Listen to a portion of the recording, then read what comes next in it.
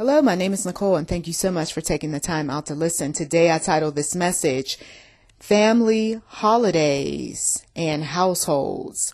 Family Holidays and Households. Now, for some of you all, there are no issues concerning family holidays because you've gotten together for a number of years. And so, as far as you're concerned, there's really nothing to talk about. The family holidays are quite positive. There's not much drama that goes on. And so this particular message is not going to be one that you could really relate to.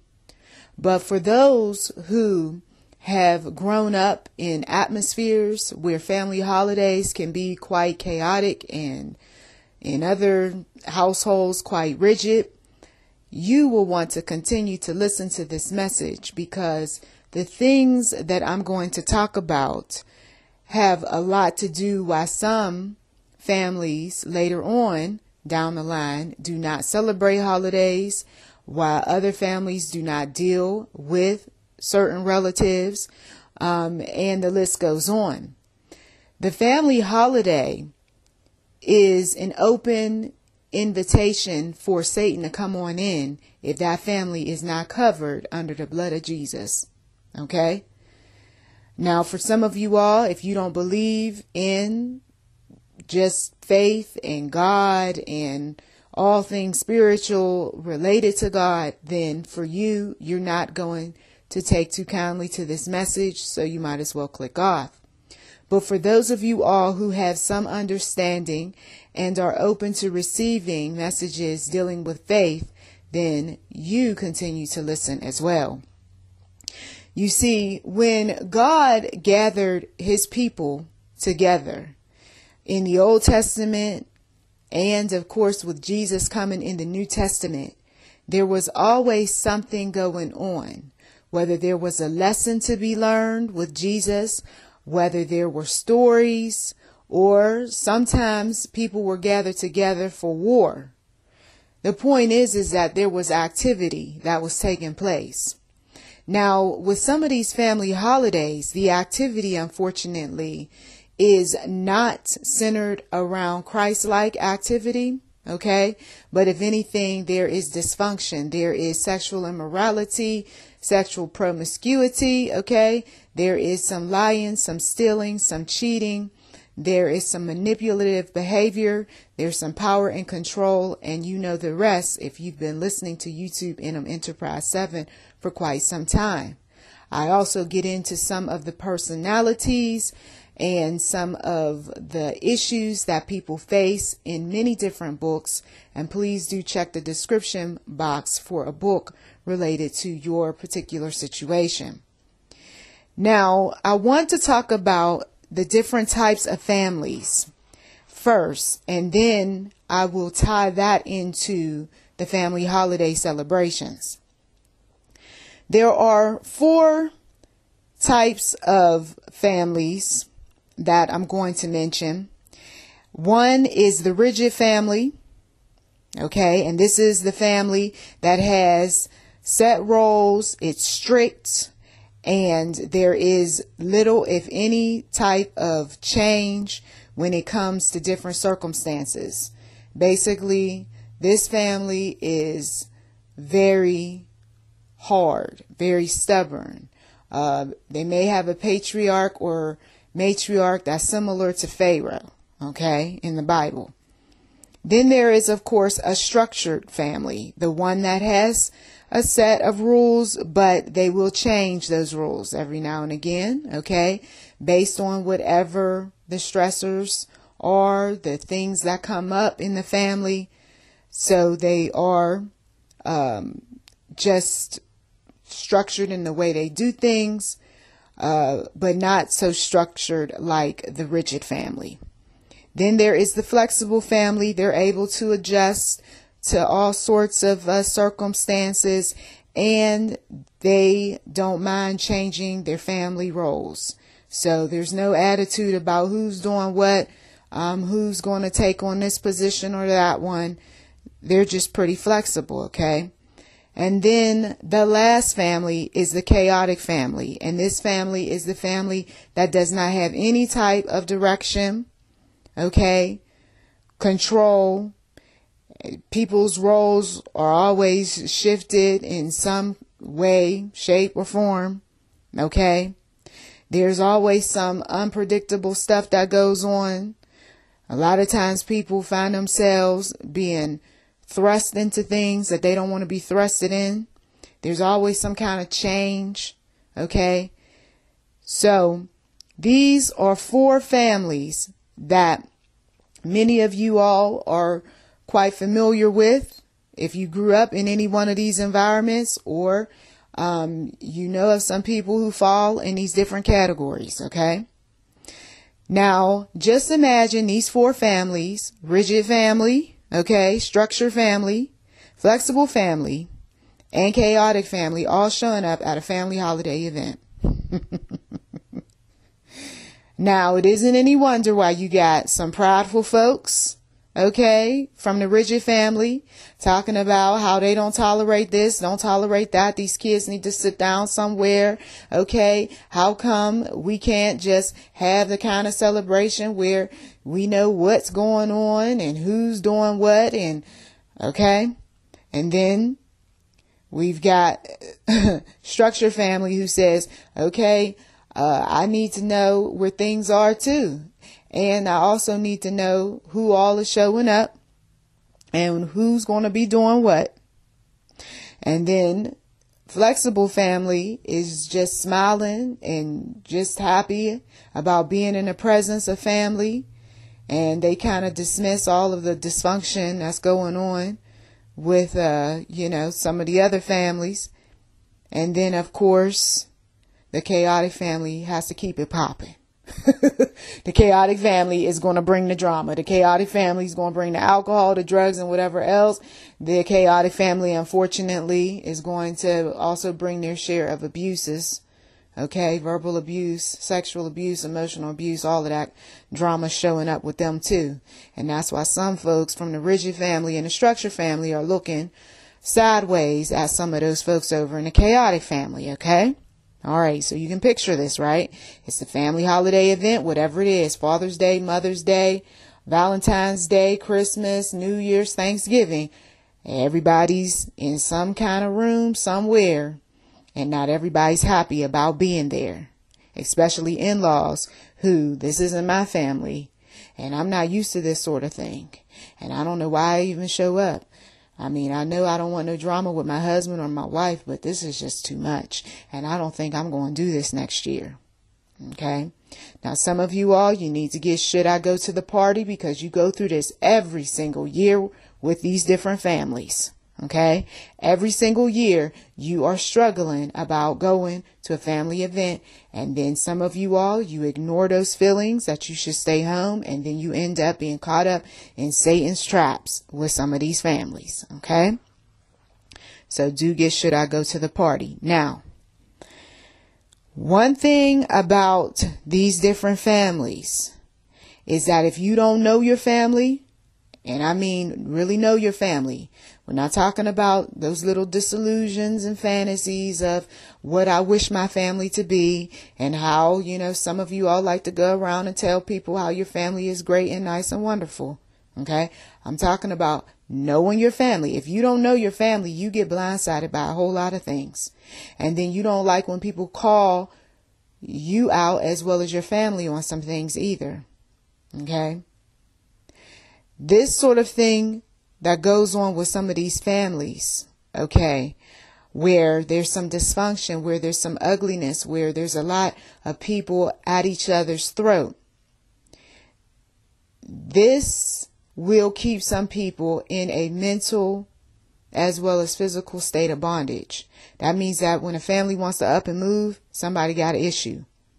When the family says that, we only do things this way and that way, someone feels bound. Someone's walking on eggshells. There is power and control in some of these families. And I've talked about this extensively on YouTube Enterprise 7. Okay. And people can only take but so much. Okay. verbal abuse, physical abuse. They can only take but so much. And eventually what happens is some of these families fall apart because someone is saying, I am not going to keep taking all of what is being dumped upon me. I am not going to be the scapegoat anymore. And I'm not going to be that one that's going to listen to the golden child tell me how I need to show up at the next family event. The golden child has benefit. Lots of benefit. That favorite has benefit when he or she shows up, when he or she deals with the toxic family members, because the toxic family members favor that child. Whether that's the adult son or adult daughter or a small child. Okay. But the scapegoat, there is no benefit to showing up other than to carry more stuff on top of stuff on his or her shoulders. And then that stuff is dumped out on their intermediate family. So the family leaves the events. Rigid leaves, structured leaves, flexible and chaotic all leave. But they're going home with their intermediate family who has to listen to all of the stories, who has to deal with the attitudes, the mood swings, the crying spells, the triggers. Okay. And people don't think before they speak. So now all of this stuff is put upon the intermediate family. And this is why you get the partner who says, I'm not going to do this next year. I'm not going to go through this with you. Every time you get around these people, we see a different side and we don't like what we see. I'm not going to have you put these children through this. I know you got issues with your people. No, I don't. I love them. They're good. They're fine. Well, if they are all of that, then why is it that we got to put up with everything? Why are we the ones that's picking up the pieces after they done broke you down? You see? So there's a lot that goes on, and the family holiday event is Satan's playground. A lot of times, if God is not there, Satan is. The dysfunctional family members are not supportive. They are the ones who are rigid, and they are the ones who are chaotic. They are the ones that keep some stuff going because of pride, because of personality disorders, because of whatever's going on with them. Now, if you grew up in an atmosphere like this and you have a hard time seeing where your family had a lot to do with why you have some of the issues that you have, then it's going to be hard, as I've said in past audio, to walk closely with the Lord, because the Lord is of light and the Lord is going to show you the dark areas of your life, including those secrets. And if you are not willing to face the truth for what it is, then you are going to have difficulty. You're going to have difficulty walking this walk. You're going to have difficulty with the partner or partners that you're with. You're going to have difficulty in parenting your children. You're going to have difficulty in just basic communication with others. People who want to believe their families to be something more than what they are the ones that tend to make some of the most toxic partners going. And that's the truth. I've experienced it. Do you see what your dad does? Do you see what your mother does? Do you see what your siblings are up to? And they dismiss everything. You hold up that magnifying glass, as I said in past audio, and they don't want to see it. And they look at you as an enemy for holding up that magnifying glass. And this is why some people say, I've had enough. I've had enough of your family. I've had enough of the drama. I'm moving on with my life. Okay? Until people face the truth about some family members, they are going to continue to listen to all of the dysfunction. They're going to continue to reenact the dysfunction. And then eventually some folks are going to get themselves in trouble, whether it's in the jail that they end up or 6 feet in their graves, because some people are doing some very devious, dark things in these families. and they justify it. And while others know something is a bit strange, but they don't want to do anything about what they suspect. Meaning they don't want to call anybody out on anything. They don't want to interview any children. They don't want to kind of sit back and watch. They don't want to even spy or snoop or anything. But they know something's not right. And a lot of times that's because their own personal issues are keeping them from knowing the truth. Sometimes people have to show up at family holiday events for any number of reasons. And sometimes God himself will move you to go to a family holiday event because for some people, that's where you're going to find out the truth. That's where you're going to discover some of those family secrets and why people do what they do. For some of you all, being there one last time is going to strengthen you because you are going to finally look at things for what they really are, and then you are no longer going to make excuses for people. That means that for some people, they got to go through hurt. They got to go through disappointment. They got to go through the fact that I can't believe my mother, my father, my sister, my brother, uncle, aunt, niece, nephew said what they did. Sometimes that's what it takes for people to see the truth. Somebody screams and yells, I never liked you. I never wanted you to come here. You always was the one that was getting this, that, and the other. If somebody's saying something like that, you were mama's favorite. You are considered the golden child. And do further research on that. If someone is saying, it's because of you, I can't stand you, this is why we never got this and we never got that, you would be considered the scapegoat. People dumping things on you. If you are one who's accused of being conceited and you got everything and you think you're all that, and you come up in here and you always bragging about your family and about yourself and how intelligent you are, someone basically calls you a narcissist. And then we can go on and on. Borderline and, there's so many different personality disorders I've covered. In addition to some trauma that people go through, somebody just starts crying and yelling because a certain thing triggered them and they start acting irrationally. Well, it's safe to say that person has been abused. Okay? So there's a lot to consider. But in order to get past the trauma, you're going to have to face it first. According to experts, there's 80% of all adult survivors who do function well after trauma. So despite all of the stuff that you've gone through with these family members, you are functioning, right? You're doing well. You can say, thank you, Jesus. Hallelujah. But for others around you, they're not doing so well. Okay? And some people, the reason why they're not doing so well is because they never got the help. And they never connected any dots as far as them having any type of psychiatric problems. And they never looked at any of their issues as affecting them or keeping them from having a normal life.